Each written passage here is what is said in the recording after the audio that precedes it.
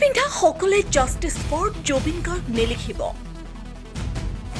জুবিন গাৰ্গৰ চৰিত্ৰ হনন আৰু গৰিমা গাৰ্গক নিন্দা কৰা একাংশক পামি বৰঠাকুৰৰ প্ৰত্যুত্তৰ। জুবিন গাৰ্গৰ চাৰ্জশ্বিট দাখিল কৰাৰ পাছতে সামাজিক মাধ্যমত একাংশই সৃষ্টি কৰা বিতৰ্কক লৈ অৱশেষত মুখ খুলিলে শিল্পীগৰাকীৰ পৰিয়ালে। জুবিন গাৰ্গৰ চৰিত্ৰ হননত নামি পৰা একাংশৰ বিৰুদ্ধে প্ৰচণ্ড ক্ষোভ ব্যক্ত কৰিলে জুবিন গাৰ্গৰ ভগ্নী ডক্টৰ পামি বৰঠাকুৰে। সামাজিক মাধ্যমত জুবিন গাৰ্গৰ ভগ্নীয়ে লিখিছে এনেদৰে, সংযমী হৈ আছো, দুৰ্বল নহয়, কেইটামান গুৰুত্বপূৰ্ণ কথা কৈ থলো। এই কথাখিনি লিখিবলৈ বাধ্য হৈছো কাৰণ জুবিন গাৰ্গৰ চৰিত্ৰ হনন আৰু গৰিমা গাৰ্গৰ নিন্দাই চৰম সীমা পাইছেগৈ, যাৰ ফলত গৰিমা গাৰ্গ বাৰে বাৰে অসুস্থ হৈছে। ই আখৰিক ফূৰ্তিৰ কাৰণে এয়া মুখা পিন্ধা বন্ধু আৰু অনুৰাগীয়ে কৰিছে, মই বুজাত অপাৰগ। আমাৰ যুঁজ হৈছে ন্যায়ৰ যুঁজ, জুবিন গাৰ্গৰ বাবে ন্যায়ৰ যুঁজ। পৰ চৰ্চা আৰু নিন্দাই ন্যায় নিদিয়ে।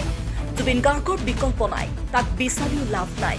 কিন্তু জুবিন গাৰ্গে যি সাহস আৰু মানৱীয়তাৰ বীজ প্ৰতিজন অসমীয়াৰ প্ৰাণত প্ৰতিষ্ঠা কৰি গ'ল, সেই অলপৰত জুবিন গাৰ্গ নিজৰ মাজত জগাই তোলক, তেতিয়াহে অসমৰ অসমীয়া বাচিব, জুবিন গাৰ্গে ন্যায় পাব।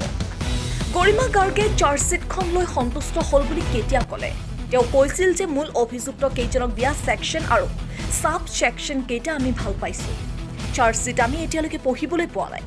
যেতিয়া ছিগনেচাৰ চিল মৰা কপি পাম তেতিয়াহে পঢ়িম। সন্তুষ্টি অসন্তুষ্টিৰ কথা নাই ইয়াত। SIT, অনাৰেবল চিফ মিনিষ্টাৰ আৰু মহামান্য কোৰ্টৰ ওপৰত আমাৰ আস্থা আছে আৰু এই আস্থাৰ মান ৰাখিব বুলিয়ে মানিছোঁ। নিজৰ স্থিতিত অটল আছো। গৰিমা গাৰ্গ ছিংগাপুৰলৈ FIR দিবলৈ এইকাৰণে যোৱা নাই যে জুবিন গাৰ্গৰ কেছটো আমাৰ পৰিয়ালৰ আৰু অসমবাসীৰ হৈ চৰকাৰে ইনভেষ্টিগেশ্যন কৰাইছে, অসমত আৰু ছিংগাপুৰতো। আকৌ বেলেগকৈ ছিংগাপুৰত গৰিমা গাৰ্গে ইনভেষ্টিগেশ্যন কৰাই ডিমত জেনেৰেট কৰাই কিবা লাভ হ'ব নেকি? ছিংগাপুৰ পুলিচৰ ইনভেষ্টিগেশ্যন ৰিপৰ্ট দুৰ্ঘটনাৰ সময়ত আৰু এতিয়াও দুইবাৰ একেই দিছে। জানুৱাৰী আৰু ফেব্ৰুৱাৰীৰ তদন্তৰ পিছত যদি একেই থাকে তেতিয়া জাষ্টিছ ফৰ জুবিন গাৰ্গ হ'বনে জাষ্টিছ ডিনাইড হ'ব, গেৰেণ্টি কোনে দিব? ইয়াত থকা ছিংগাপুৰৰ অসমীয়া কেইজন কোন ব্ৰিডৰ মই বুজি নাপালোঁ। SIT আৰু স্বয়ং মুখ্যমন্ত্ৰীয়ে বাৰম্বাৰ মতাৰ পিছতো গোটেই কেইজন অসমলৈ নাহিল সহযোগ কৰিবলৈ। যি দুজনমান আহিল তাৰে অভিমন্যু তালুকদাৰ বোলাজনে অকল হাঁহিয়ে থাকিল মিডিয়াৰ আগত। জুবিন গাৰ্গৰ মৃত্যু কি তেওঁৰ কাৰণে হাস্যজনক? ইমান স্পৰ্ধা ইয়াত থকা গোটেই কেইজন আদালতৰ কাঠগড়াত আহি আমাক সত্য কওক। The court will decide who is guilty and who is not based on facts and evidence.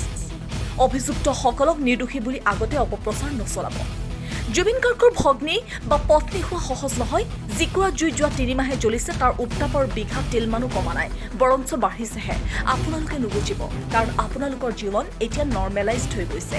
ফূৰ্তি কৰিছে, ৰিল বনাইছে, বদনাম গাইছে, কিন্তু আমাৰ জীৱন স্থবিৰ হৈ গ'ল এটা তাৰিখত। জুবিন গাৰ্গ অসমৰ কাৰণে আশীৰ্বাদ স্বৰূপে আহিছিল। আমি ভাগ্যৱান। তেওঁক উদযাপন কৰক সৃষ্টিৰ জৰিয়তে, মানৱীয়তাৰ জৰিয়তে, কিন্তু ৰাজনীতি কৰি নহয়। জাষ্টিছ ফৰ জুবিন গাৰ্গ প্ৰকৃত অনুৰাগীসকলেহে লিখিব, মুখা পিন্ধাবৰে নহয়। এনেদৰে এতিয়া সামাজিক মাধ্যমত নিজৰ ক্ষোভ প্ৰকাশ কৰা দেখা গৈছে জুবিন গাৰ্গৰ ভগ্নী ডক্টৰ পামি বৰঠাকুৰে। Bureau' report NETV।